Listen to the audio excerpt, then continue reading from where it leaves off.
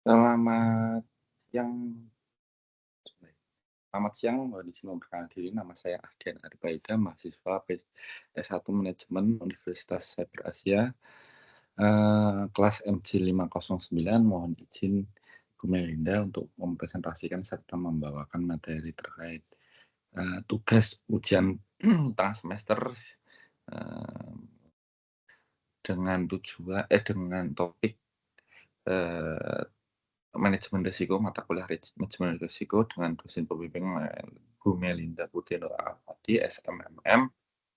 Terima kasih atas kesempatannya.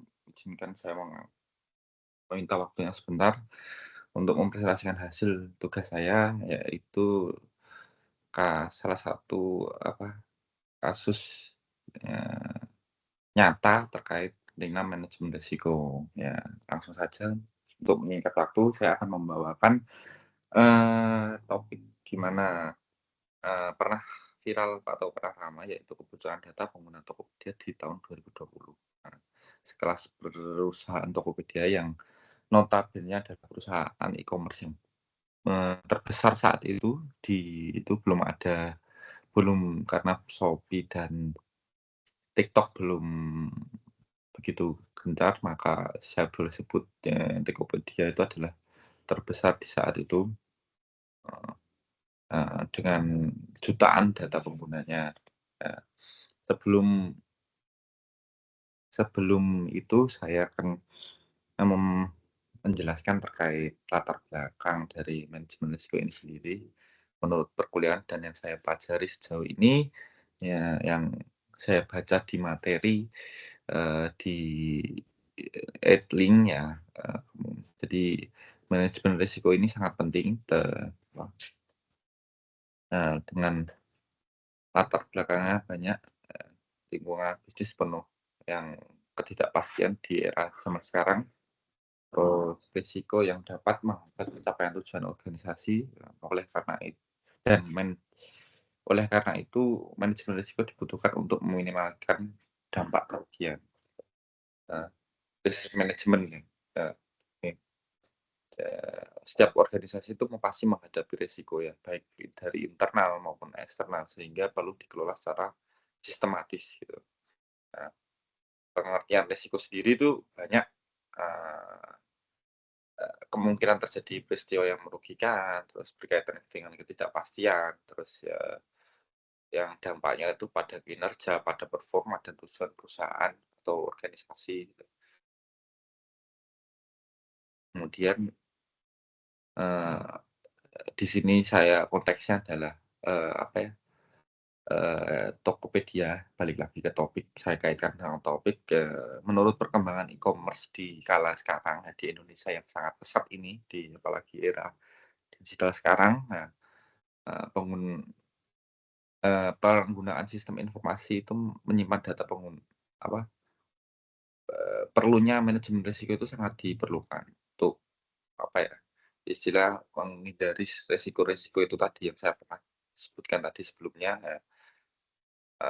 perusahaan itu sangat bergantung harusnya ya sama ketersediaan sistem informasi sehingga keamanan jadi hal yang sangat krusial gitu ya. Jadi, di sini, manajemen risiko itu sendiri saya apa, terkait pengertiannya itu mengacu pada ISO sekian dan pengertian itu proses identifikasi risiko, analisa, dan evaluasi risiko, kemudian pengendalian risiko serta monitoring atau review gitu. Ya, ini tadi tujuannya meminimalkan dampak negatif risiko, mendukung pencapaian tujuan organisasi gitu. Jadi ini secara ini tadi ya, dan kita kaitkan dengan topik yang saya bawa, yaitu pas kebocoran itu kita pertama itu harus identifikasi dulu ya, nanti saya akan jelaskan identifikasi dan analisa serta, pengendalian risiko yang telah dilakukan oleh Tokopedia di saat itu gitu. Jadi, mmm, langsung saja gambaran secara besarnya ya, gambaran besarnya, kasus Tokopedia di saat itu adalah, tahun 2020 itu terjadi kebocoran data ya. Yang di mana data yang bocor itu mencapai jutaan akun gitu. Jadi dan datanya itu dijual di forum internet gelap atau dark web gitu. Jadi dulu tuh sempat viral ya, jadi kasus yang menjadi salah satu kasus kebocoran yang terbesar di Indonesia dan menimbulkan sampai perhatian publik, viral gitu ya. Jenis-jenis kemudian jenis-jenis data yang bocor itu adalah seperti nama pengguna, alamat email, nomor telepon, serta password yang telah dienkripsi, telah disaring gitu ya. Walaupun meskipun password-nya tidak dalam bentuk teks asli, tapi tetap saja data ini, riskan untuk disalahgunakan gitu. Jadi ini adalah proses yang tadi nih, ini adalah identifikasi ini risiko ya, ini adalah tahap identifikasi risiko, kemudian selanjutnya adalah klasifikasi risiko seperti kita pelajari, eee, ba bermacam-macam klasifikasi risiko ya, termasuk di dalamnya itu ada risiko strategis ya, yang di mana itu adalah rusaknya reputasi perusahaan gitu, terus risiko operasional gitu, kelemahan apa ya, sistem IT gitu, risiko keuangan dan potensi kerugian finansialnya gitu. Ya, terus, apa namanya, resiko kepatuhan, ini pelanggaran regulasi perlindungan data, ini terkait hukum ya, resiko yang, apa, ada kaitannya dengan hukum, ya. Kemudian resiko hasil penyalahgunaan data oleh pihak yang tidak bertanggung jawab. Nah, ini yang paling bahaya ini kan, bisa karena, di zaman sekarang itu, apa ya, semakin maju, semakin modern, tingkat kriminalitas semakin variatif ya, termasuk penyalahgunaan data ini yang harus kita waspadai ya. Kemudian, kebocoran ini tidak hanya berdampak pada sistem ya, tetapi juga kepada, kepercayaan dan citra perusahaan. Terbukti, sekarang mungkin penggunaan Tokopedia kita di kehidupan nyata itu semakin berkurang ya, mungkin karena salah satunya dengan, kejadian atau kasus tersebut gitu ya. Ini kan disebabkan ya, apa ya, kelemahan sistem sendiri itu ya, kelemahan sistem, kelemahan nah ini tadi kita identifikasi resikonya. Risikonya itu kan karena pertama itu kelemahan sistem keamanan data, kemudian serangan cyber dari pihak eksternal, kurangnya pengawasan sistem informasi gitu ya. Di sini kita menggunakan brainstorming tim IT management, checklist keamanan data, ANSA, insiden serupa e-commerce gitu. Jadi apa namanya, eee, di sini kita identifikasi dulu, nah kita balikan ke mata perkuliahan, kita kaitkan identifikasi risiko di sini tuh, istilahnya kita harus temukan dulu masalahnya, kita harus temukan dulu, apa problemnya, kita identifikasi dulu, kita kenali dulu, kemudian nah di sini kita setelah kita kenali itu mendapatkan ini ya, kesimpulan bahwa ini, apa, kelemahan sistem ini yang apa, masalahnya tuh di 3 hal ini. Jadi kemudian nah, untuk selanjutnya, kita ji menggunakan pengukuran awal ya, risiko, oke, yang istilahnya risiko yang jelas terlihat di permukaan itu ada 2 belum kita belum bedah secara spesifik, tapi secara garis besar, 2 risiko utamanya adalah yang pertama itu kebocoran data, yang kedua apa, akibatnya itu penurunan kepercayaan pelanggan. Jadi, istilahnya, yang jelas yang jelas terjadi dampak dan akibatnya itu ya ini, ya 2 hal ini, 2 hal utama ini ya gitu. Kemudian, untuk, resiko selanjutnya adalah ya kayak ini, kita analisa lebih dalam lagi ya kemungkinan, eee, te ris terjadi risikonya ini sangat tinggi ya, dampak dan tadi, dampak atau dampak terhadap perusahaan itu juga sangat tinggi, di mana kita sebutkan ini adalah citra ya terhadap perusahaan tersebut ya. Jadi bisa dikategorikan risiko ini sebagai risiko kritis gitu ya, karena resiko ini memiliki dampak yang sangat luas gitu, karena melibatkan jutaan pengguna, jutaan orang ibaratnya kan gitu. Dan, selanjutnya, nah dari dampak kebocoran data ini, yang pertama itu tadi dampak kebocoran yang pertama menurunkan kepercayaan pengguna, ya, karena, orang yang istilahnya, apa ya, pengen menggunakan aplikasi ini kan pasti, pengennya keamanan gitu, keamanan data gitu. Karena, data-data yang kita itu kan juga sangat penting gitu. Karena apa, berkaitan sama ini yang kedua, karena, potensi penyalahgunaan data.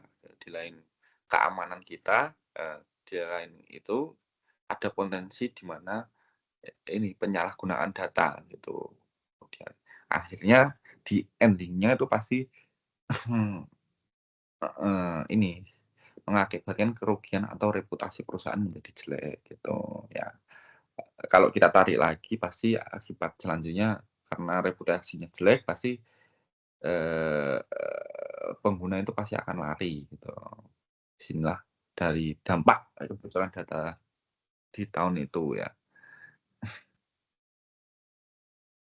Udah yang namanya dampak yang kebocoran data itu tidak hanya bersifat teknis ya, pasti juga bisnis ini ya, pasti itu, gitu kan. Nah ini yang kita bicara dari sisi perusahaan, sekarang kita bicara dari pengguna, risiko bagi pengguna. Nah ini terjadi phishing atau penipuan online ya, ini di pengguna ini. Jadi kayak contohnya ya mungkin yang pernah dulu yang terkait ini yang pernah dulu muncul itu adalah, ketika kita nggak mesen apa-apa itu tiba-tiba ada pihak yang telepon apa, kayak, bahwa kita pesen ini, akhirnya ending-nya itu kita ditipu ya, ditipu karena kita harus membayar, untuk, barang itu sampai ke tangan kita gitu. Padahal pada nyatanya kita tidak pesan apa-apa gitu dan bisa jadi, apa ya, ada lagi dan ada lagi maaf saya, koreksi dan ada lagi itu kayak kita tidak, istilahnya kita tidak memesan barang apapun, tapi tiba-tiba ada yang menghubungi barang tersebut adalah barang berbahaya gitu kan. Itu yang phishing atau penipuan online. Bisa jadi juga, phishing ini bentuknya banyak juga. Nah, salah satunya juga itu nanti bisa data kita itu bisa dipakai untuk pembobolan ya, yang sering itu dulu tuh.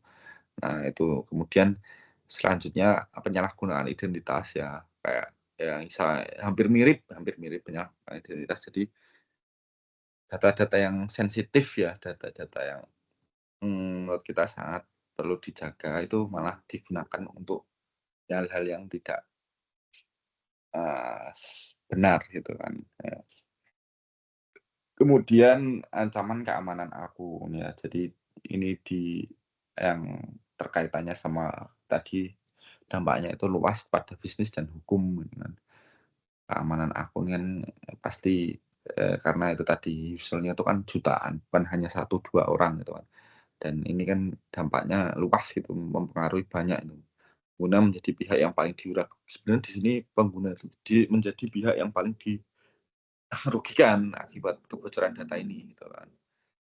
Kemudian kita pelajari saya risk control-nya ya dari Tokopedia sendiri ya, kemudian nah, ini adalah implementasi dari pengendalian risiko yang dimiliki oleh Tokopedia. Pengendalian risikonya yang telah dilakukan itu adalah dari segi enkripsi data ya, peningkatan sistem keamanan, kemudian riset password pengguna, kemudian audit dan evaluasi sistem. Jadi langkah-langkah ini dilakukan untuk mengurangi dampak, yang atau mencegah dampak yang meluas, serta juga, mencegah hal itu terulang lagi gitu. Jadi, ini yang telah dilakukan oleh Tokopedia. Kemudian, strategi mitigasi risiko ya, ini, eee, yang hampir mirip ya, mitigasi itu kan sifatnya sebelum. Jadi ini ada ibaratnya pembelajaran dari satu kasus untuk, tidak terulang lagi, mitigasi risiko untuk tidak terulang lagi adalah, ya itu tadi hampir mirip ya penggunaan skripsinya datanya diperkuat gitu. Kemudian dari sisi internal itu peningkatan sistem keamanan jaringan juga ditingkatkan, kemudian, edukasi keamanan kepada pengguna. Jadi, himbauan lebih ke arah bisa dalam bentuk himbauan ya, biasanya itu keluar pop-up himbauan bahwa sekian apa, pengingat untuk tidak, menyebarkan informasi-informasi sensitif kepada sembarangan gitu. Jadi mitigasi risiko ini berfokus pada pencegahan pengurangan risiko di masa depan, tidak terulang lagi itu tadi ya. Nah, di sini kita belajar dari manfaat manajemen risiko. Nah, ya itu tadi karena kita temukan siklusnya tadi, kita sudah identifikasi risiko, kebocoran datanya Tokopedia, terus kita kenali, kita tahu salahnya di mana, kita sudah kenal, kita udah tahu titik-titik krusialnya di mana, kemudian nah ini kan jadi bermanfaat untuk kita untuk ke depannya itu tadi, tidak mengulang atau tidak memperluas dampaknya ya. Itu kan nanti berfungsi untuk mengurangi kerugian gitu dan yang tentu saja, meningkatkan stabilitas perusahaan. Ini ter-sustainable-nya perusahaan ke depannya itu supaya, Tokopedia itu tidak atau perusahaan lain itu tidak goyah, tetap memiliki loyalis ya istilahnya. Kemudian manajemen risiko ini juga bermanfaat untuk pengambilan keputusan gitu ya. Ini sebenarnya hampir mirip dengan sistem informasi manajemen ya. Jadi ini risiko ini kan, istilahnya manajemen risiko ini kan ini digunakan untuk, menyusun langkah ke depan gitu. Jadi kayak, memiliki peran penting dalam, apa ya istilahnya, pengambilan keputusan gitu kan. Jadi inilah, kemudian yang kita harus pelajari juga, pembelajaran dari kasus Tokopedia ini adalah, sebenarnya keamanan data itu untuk bisnis e-commerce, keamanan data itu adalah sebenarnya prioritas utama, jadi gitu. Yang kedua, risiko sistem itu kan harus diantisipasi sebelum itu terjadi gitu kan. Nah, manajemen risiko itu tidak boleh diabaikan. Jadi, kasus ini tuh menjadi pelajaran penting lah bagi perusahaan digital, baik Tokopedia ataupun lainnya. Jadi, terakhir terakhir adalah kesimpulannya adalah, mmm, manajemen risiko sendiri itu adalah, kebocoran data merupakan, risiko besar bagi suatu sistem informasi ya, atau risiko yang tidak dapat dihindari gitu loh. Dan apa ya, kasus Tokopedia ini menunjukkan pentingnya keamanan data, diperlukan pengendalian risiko gitu. Jadi manajemen risiko ini adalah